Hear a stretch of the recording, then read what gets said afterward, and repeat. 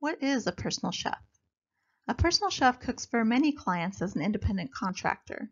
A private chef cooks for just one client, often as an employee on salary. The personal chef is paid per job rather than hourly, and may offer meal prep, dinner parties, or cooking classes.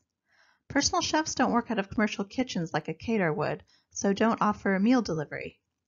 In the case of meal prep, the chef will consult with the client to determine what they'd like to see in the menu, show up with client's home with groceries, prepare a few dinners, then leave behind a menu of reheating instructions. Most often, the client would rather choose from a menu of choices the chef has created based on their dietary lifestyle. It's up to the chef to put together a tantalizing menu that sparks the interest of the client each week. If you're interested in becoming a personal chef, I welcome you to check out the link below at virginiastockwell.com that includes an actionable step-by-step guide to starting a personal chef business.